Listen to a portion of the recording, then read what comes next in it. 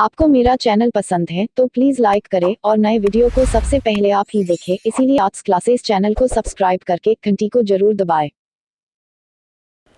चलिए, नमस्कार, आदाब, सत श्री अकाल की हाल चाल। आप सभी अध्ययन करने वाले मित्रों को आपके ही अपने यूट्यूब चैनल आर्ट्स क्लास के ऊपर में स्वागत है।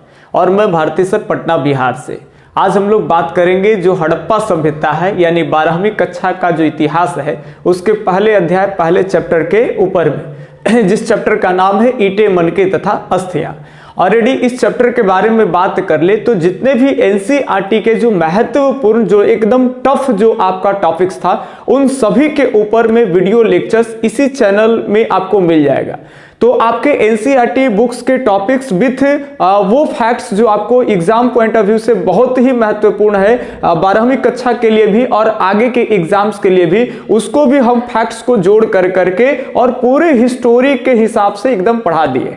तो आपको एकदम निःशुल्क 1 रुपया भी नहीं देना है और इसी चैनल पे जा करके और आप अपनी पूरी तैयारी कर सकते हैं। जो कि बातें ये आती है ना कि अक्सर बच्चे का कमेंट आता है या फिर मेरे व्हाट्सएप पे भी मैसेज करते हैं कि सर हमको आपसे ऑनलाइन पढ़ना है। तो देखिए, ऑनलाइन के लिए हमारे पास कोई विशेष जो है वो सुविधा नहीं है कि हम आपको ऐप पे कुछ पैसे ले करके और पढ़ाएंगे।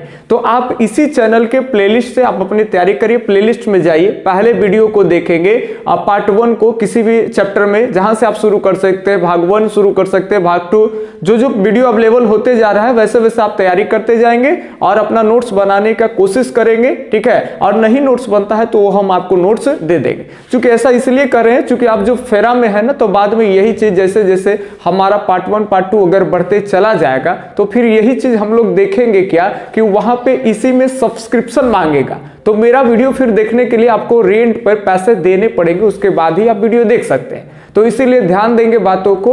जो भी प्लेलिस्ट में वीडियो पड़े हैं उसको देखेंगे, क्योंकि प्लेलिस्ट जैसे जैसे भर जाएगा वैसे वैसे हम क्या कर देंगे, सब्सक्रिप्शन लगा देंगे। ना तो ऐप होगा, यहीं पे जो बच्चे पढ़ने वाले होंगे सब्सक्रिप्शन लेंगे या पैसे से जो भी होगा उसको बहुत कम पे 2 रुपया 1 रुपया पे वीडियो खुल जाएगा उस तरह से। तो वो तो बाद का एजेंडा है। चलिए, अभी हम लोग बात कर रहे थे कि देखिए, पिछले 2 वीडियो सीरीज में याद रखेंगे 29 तक क्वेश्चंस करा दिए हैं इसी चैप्टर के ऊपर में, और आज 30 से क्वेश्चन होने वाला है। तो प्रश्न को बड़ा बढ़िया से देखेंगे।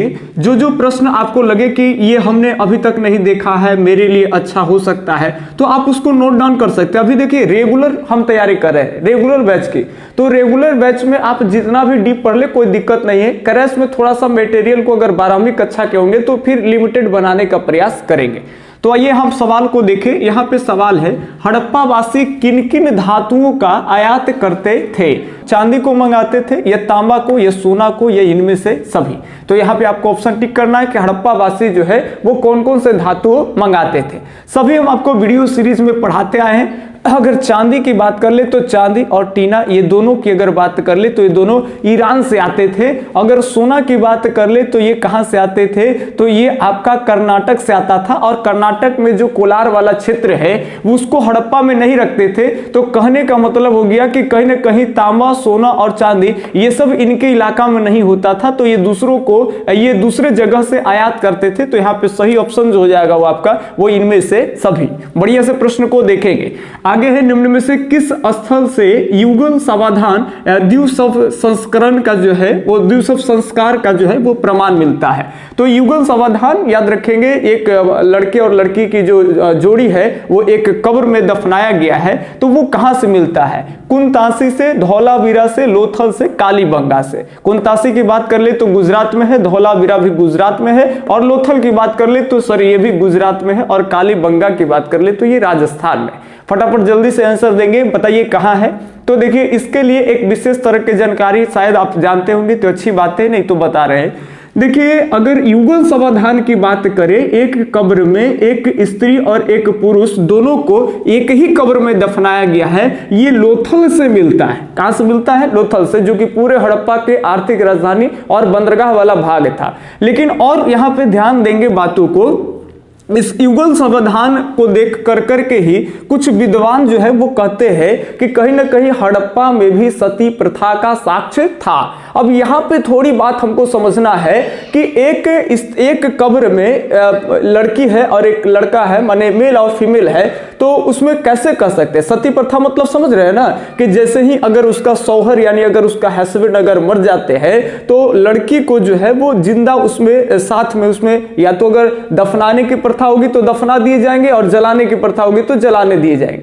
तो यानी एक जिसका हस्बैंड होंगे वो तो मृत शरीर होगा और जो लड़की होगा वो अभी जीवित होगी, लेकिन अगर दफनाना होगा तो एक को जिंदा, लड़की को जिंदा दफनाया जाएगा और जलाना होगा तो लड़की को जिंदा जला दिए जाएंगे। ठीक है, तो ये चीजें हैं और इसका प्रमाण कहीं ना कहीं सती प्रथा का प्रमाण ये लोथल को ही, ये लोथल में युगल समाधान को देखते हुए ही किया गया है। अब कहोगे सर इसमें नॉर्मल क्या है, बात कर लेंगे। क्या एक कहीं कब्र में लड़का और लड़की रह गए तो हम कह देंगे कि ये सती प्रथा चलता था? तो ये ध्यान रखेंगे, लोथल से 20 कब्र मिले हैं और 20 कब्र में से 3 ऐसे कब्र हैं जिस कब्रों में याद रखेंगे लड़का और लड़की को दफनाया गया है। तो 3 कब्र है, एक भी कब्र नहीं मिले हैं, 20 कब्र मिले हैं लोथल से टोटल, और 20 में से 3 कब्र ऐसे मिले हैं जिसमें लड़का और लड़की है। तो इससे पता चलता है स्त्री और पुरुष होने से कि यहां पे सती प्रथा चलता था। तो ये भी आप कॉन्सेप्ट के साथ ध्यान रखिएगा ताकि किसी तरह से प्रश्न आए तो आप उसको हल कर देंगे। आगे ध्यान रखेंगे, सिंधु सभ्यता का कौन सा स्थान मृतकों का टीला है? ये तो 12th बोर्ड के हिसाब से एकदम क्वेश्चन है, अगर 12वीं का बच्चा से नहीं बनता है तो प्रॉब्लम है। पहला ऑप्शन है आपका हड़प्पा, दूसरा है मोहनजोदारो, तीसरा है चनहुद्रो और चौथा है कालीबंगा। बताइए सिंधु समाज में कौन सा ऐसा स्थल है जिसको मृतकों का टीला कहते हैं? तो यहाँ पे सही ऑप्शन हो जाएगा सर मोहनजोदारो। याद रखेंगे मोहनजोदारो को कहते हैं मृतकों का टीला, या फिर यहाँ पे मुर्दों का टीला भी कहेगा तो कौन हो जाएगा? मोहनजोदारो। यहां से याद रखेंगे कोई भी कब्र बरामद नहीं हुए। तो अगर कहेगा कि हड़प्पा निम्न में से कहां कब्रिस्तान नहीं थे, अगर मोहनजोदारो रहता है तो एक ये भी हो जाएंगे। चलिए अगली बात कर ले, तो सिंधु सभ्यता का किस देश के साथ व्यापारिक संबंध नहीं था? मेसोपोटामिया, ईरान, अफगानिस्तान या फिर चीन? जल्दी से बताएंगे, सिंधु सभ्यता का किस देश के साथ में व्यापारिक संबंध नहीं था? तो मेसोपोटामिया से व्यापारिक संबंध था, ईरान से व्यापारिक संबंध था, अफगानिस्तान से भी व्यापारिक संबंध था, सोरतुखई सब अफगानिस्तान में ही आता है। लेकिन जब बात आपको आ जाए हड़प्पा सभ्यता के साथ अगर चीन के बारे में, तो ना तो इससे कोई व्यापारिक संबंध था और ना ही ये हमारे समकालीन है। दोनों बात याद रखेंगे, ना तो ये हमारे समकालीन है और ना तो इससे कोई हमारा कोई व्यापारिक संबंध था, यानी हड़प्पावासी का। तो यहां सही ऑप्शन जो हो जाएगा सर वो आपका डी ऑप्शन सही हो जाएगा। चलिए अगले प्रश्न की ओर अगर बढ़े तो है कि निम्न में से किस पशु की आकृति जो मुहर पर मिली जिससे ज्ञात होता है कि सिंधु घाटी एवं मेसोपोटामिया की सभ्यता के साथ व्यापारिक संबंध थे? तो आपको पशु में बताना है, घोड़ा है या बैल है या गधा है या फिर हाथी। जानकारी के लिए बता दें, अगर बात कर ले घोड़ा की तो घोड़ा ईरान के क्षेत्र से, अगर बैल की बात कर ले तो बैल फारस के तरफ से। इसमें जो आपका सही आंसर हो जाएगा सर वो हाथी हो जाएगा। हाथी इराक के तरफ से मिलता है और ये याद रखेंगे ये मेसोपोटामिया की सभ्यता जिसको दजला और फरात की सभ्यता कहते हैं, एक इस सभ्यता को ही कहते हैं मेसोपोटामिया की सभ्यता। तो ये ध्यान रखेंगे। इराक आज कभी कभी ऐसे पूछ देता है कि मेसोपोटामिया की सभ्यता वर्तमान में किस देश से संबंधित है, किस देश में थे? तो यहाँ पे इराक हो जाएगा। अफगानिस्तान की सीमा ईरान से लगेगी, ईरान की सीमा बगल में इराक से लग जाएगी। तो सही आंसर आपका यहाँ हाथी हो जाएगा। अगले प्रश्न है, इसका हम ऑप्शन आपको दिखाएंगे, लेकिन पहले यहां तक अगर किसी प्रश्न में अगर डाउट होता है तो कमेंट बॉक्स में अपना विचार छोड़िएगा, और अगर नहीं तो आप इसकी स्क्रीनशॉट ले सकते हैं। चलिए अब 35 नंबर प्रश्न को देखेंगे। हड़प्पा जिसको सिंधु घाटी की सभ्यता कहते हैं, इसके लिए मेसोपोटामियाई रिकॉर्ड में किस शब्द का प्रयोग किया गया था? ऑप्शन है आपके सामने, मिलवन, दूसरा है मेलुहा, तीसरा है मगान, चौथा है फैलका। पिलवन, मेलुहा, मगान और फैलका। तो जल्दी से सोचिए कि कौन सा ऑप्शन सही होगा। तो देखिए बताए थे कि हड़प्पा क्षेत्रों के लिए या फिर सिंधु घाटी क्षेत्रों के लिए जो मेसोपोटामिया के जो लेख है उसमें हमारे लिए हड़प्पा वासियों के लिए जो शब्द का उच्चारण किया गया है वो है मेलुहा। मेलुहा जिसको नाविकों का देश भी कहा गया है हड़प्पा वासियों को। मगान की बात कर ले तो मगान भी साथ में याद रखेंगे कि मगान जो है ये ओमानी देशों के लिए जो है ये शब्द इस्तेमाल किया गया है मेसोपोटामियाई लेखों में। आगे अगला 36 नंबर प्रश्न को गौर से देखेंगे। सिंधु घाटी सभ्यता संबंधित है, आपको यहाँ पे समय काल की बात कर रही है कि प्रागैतिहासिक काल से या अर्ध ऐतिहासिक काल से या ऐतिहासिक युग से या फिर उत्तर ऐतिहासिक युग से। तो अगर सिंधु घाटी की अगर बात कर ले तो ये ध्यान से सुनेंगे, ये अर्ध ऐतिहासिक युग से संबंधित है।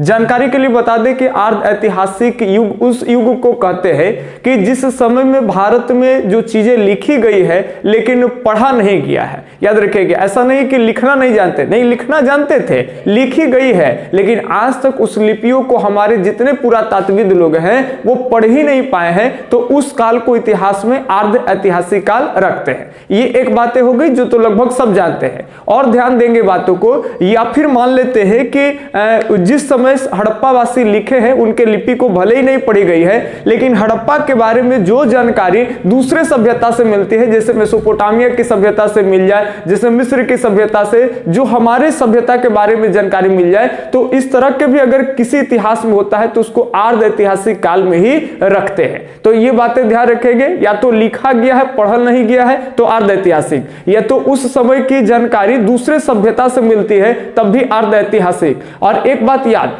कि हो सकता है कि आज ऐसी बातें चल रही है, ऐसी घटनाएं चल रही है, लेकिन इसको आने वाले बाद के समय में लिखा जाएगा, तब भी ये जो समय होगा वो अर्ध ऐतिहासिक काल में हो जाएगा। तो ये बात ध्यान में रखेंगे। चलिए अगले प्रश्न की ओर अगर बढ़ें तो कहते हैं सिंधु घाटी सभ्यता की विकसित अवस्था में निम्न में से किस स्थल से घरों में कुआं के अवशेष मिले हैं? आपको बताना है हड़प्पा में कौन ऐसे स्थल है जहां से घरों में कुआं का अवशेष मिला है। हड़प्पा से, कालीबंगा से, लोथल से, मोहनजोदारो से। अगर ऐसे प्रश्नों को अगर ठीक करने की अगर क्षमता आपके अंदर आ गया, आप अच्छे कर पा रहे हैं, तो हमारा दावा है कि हमको नहीं लगता है कि दुनिया का कितना भी भारत में कितना भी बड़ा से बड़ा एग्जाम हो जाए और आप उसमें पीछे हट जाए, ये हम मान नहीं सकते हैं। तो अगर ऐसे प्रश्न को अगर हल कर दे रहे, चूंकि हम आपको एनसीईआरटी पढ़ाए हैं प्रॉपर, और उसमें जितना हो सके उसको लेवल छुआने का, ऊपर के लेवल तक की जो चर्चाएं हैं हम किए हैं, उससे आपका थिंकिंग पावर वगैरह बढ़े, फैक्ट्स बढ़े, तो ये सारा चीज हम कर दिए हैं। और यहाँ पे प्रश्न भी चला रहे हैं तो थोड़ा कठिन कठिन प्रश्न ला रहे हैं। ऐसा नहीं कि केवल करा दे रहे कि देवी में मातृ देवी है,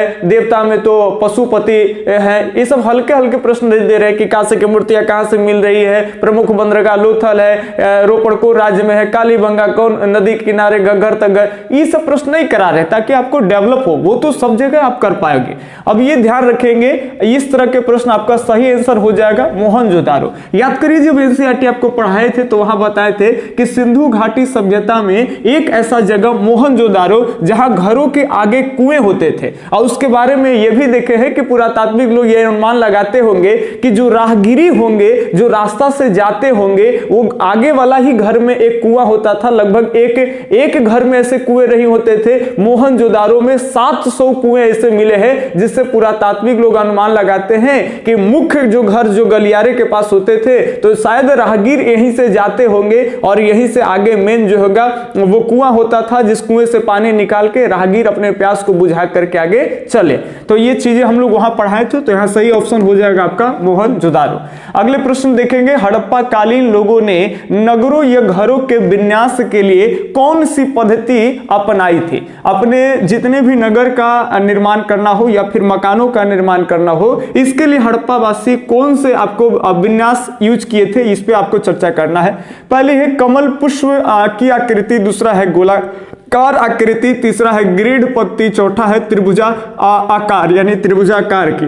तो ये याद रखेंगे, हड़प्पा का कुल क्षेत्रफल अगर देखें तो कहीं ना कहीं त्रिभुजाकार ही था, इसमें नो डाउट। लेकिन यहां पे कह रहा है नगर के बसावट को लेके या फिर घर को, तो ये याद रखेंगे ग्रिड प्रणाली पे। इसमें देखे थे कि सारे जो सड़कें हैं वो समकोण पे करती थी। पहले मकानों का निर्माण नहीं होता था, पहले सड़कें गलियारा वगैरह बनते थे, उसके बाद लोगों की बस्तियां बसनी जो होती थी वो शुरू होती थी। तो इस प्रणाली को हम लोग देखे थे, ये ग्रिड प्रणाली है। कौन सी प्रणाली है? ग्रिड प्रणाली।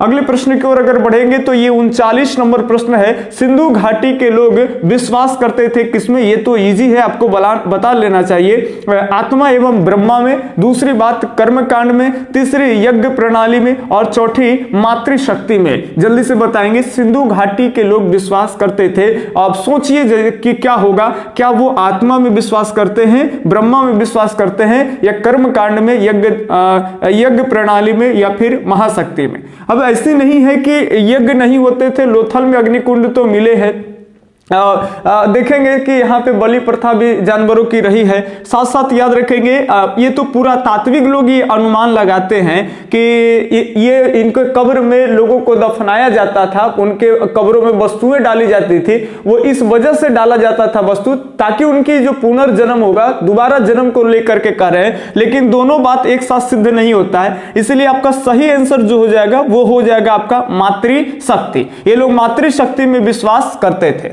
आगे ध्यान रखेंगे 40 नंबर अगर प्रश्न की बात कर ले तो कहते हैं हड़प्पा एवं मोहनजोदारो की पुरातात्विक खुदाई के प्रभारी कौन थे।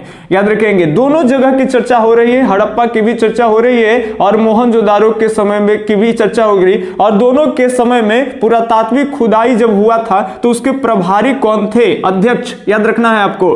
तो यहां पे ऑप्शन हो जाएंगे लॉर्ड मैकाले, दूसरा है आपका सर्जन मार्शल, तीसरा क्लाइव और चौथा है कर्नल टॉड। तो यहाँ पे सही ऑप्शन जो आपका हो जाएगा, बताइए कौन सा हो जाएगा।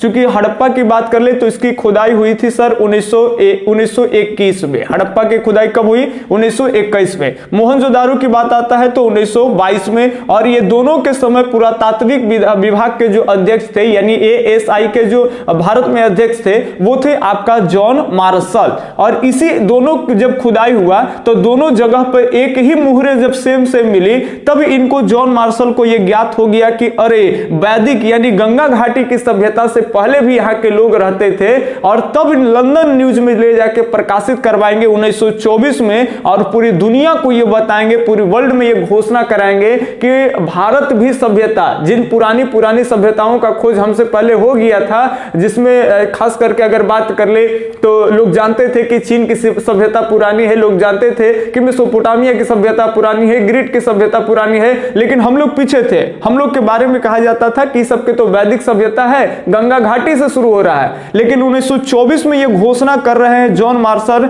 लंदन के न्यूज में प्रकाशित करा करके बातों को कि नहीं, जिस समय में इधर पश्चिम साइड में मेसोपोटामिया हो, चाहे इजिप्ट मिस्र की सभ्यता हो, क्रीट की सभ्यता थी, ठीक उसी के समय काल का भारत में भी सभ्यता था जिसको कहते हैं सिंधु घाटी की सभ्यता, यानी गंगा घाटी से पहले की है। और ये तमाम तरह के वीडियो लेक्चर्स अब हमको लगता है कि अब धीरे धीरे आपका माइंडसेट मेंटलिटी अब तैयार हो गया होगा, और बाकी सारे जो भी प्रश्न होते हैं उस पर आप अभ्यास क्या करिए। किसी तरह के कोई कंफ्यूजन और डाउट होता है तो कमेंट बॉक्स में दे दीजिएगा। अगले दिन हम प्रयास कर रहे हैं कि एक वीडियो जो NCERT से ही संबंधित तो होगा, और जो लाइन बाय लाइन इतना 10-11 पार्ट्स नहीं पढ़ पा रहे हैं, हालांकि उसमें 11 के बाद और भी पार्ट्स हम अभी जोड़ने वाले हैं, 1-2 दिन में फ्री होंगे तो और भी पार्ट्स को ऐड करेंगे। वो लगभग 14-15 पार्ट्स में जाएगा आपका पहला बुक्स, और बढ़िया से पढ़ाएंगे आपको पहला बुक्स का पहला लेसन। लेकिन जिनको लगता है कि हम 15 गो नहीं देख पा रहे हैं, ऑनलाइन में बोरिंग हो रहे हैं, उनके लिए एक मैराथन टाइप का एक वीडियो लेक्चर्स एक चैप्टर के लिए लेकर के आएंगे, और जितने आशा भाषा क्षेत्र से लेकर के नदी से लेकर करके कहां पे क्या मिला है, कहां से कहां व्यापार होता था नहीं होता था, एक वीडियो लेक्चर्स में ऑल टू ऑल खत्म करेंगे। तो वो भी वीडियो जल्द ही आने वाला है, और सारे जितने वीडियो आएंगे इसी चैनल पे जो है कि डाले जाएंगे। तो ठीक है, अगर आपको वीडियो से लाभ मिलता है तो सब्सक्राइब कर करके इस चैनल से जुड़े रहेंगे। आगे इन फ्यूचर्स भी आपको इस चैनल से जो है जानकारी प्राप्त होगी ही होगी, अवश्य होगी, और जब हमें आवश्यकता लगेगी तो काफी सारा हम आपके लिए मेहनत भी करेंगे। तो आप चैनल को सब्सक्राइब करके इस चैनल से जुड़े रहिए। तब तक के लिए धन्यवाद। जय हिंद, अल्लाह हाफिज।